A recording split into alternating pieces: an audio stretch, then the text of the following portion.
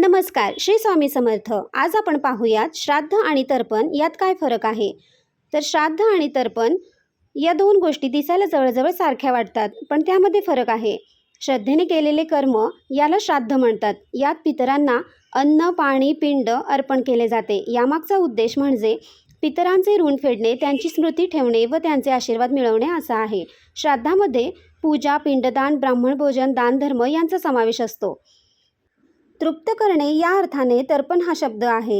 यात फक्त तीर्थ म्हणजेच पाणी आणि तीळ हातातून अर्पण केले जाते.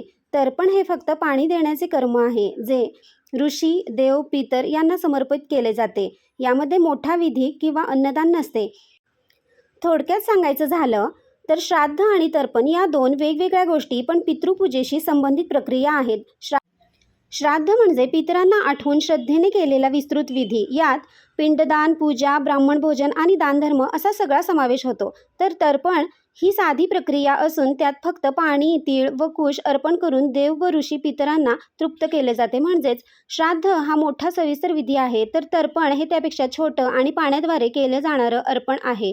श्राद्ध आणि तर्पण या दोन्ही क्रिया आपल्या पूर्वजांविषयीची कृतज्ञता व्यक्त करण्याचे मार्ग आहेत. श्राद्ध हे विस्तृत विधी असून पिंडदान, भोजन व दान यातून पितरांचे स्मरण केले जाते. तर तर्पण हे साध्या स्वरूपात पाण्याद्वारे त्यांना तृप्त करण्याचे कर्म आहे. शेवटी उद्देश एकच असतो, आपल्या पितरांचा सन्मान करून त्यांच्या आशीर्वादाने जीवनात आनंद आणि समृद्धी मिळवणे. चला तर मग मित्रांनो, भेटूयात पुढच्या भागात एका नवीन विषयासह. आणि हो, तोपर्यंत चॅनलला नक्की जोडून राहा. थँक्यू.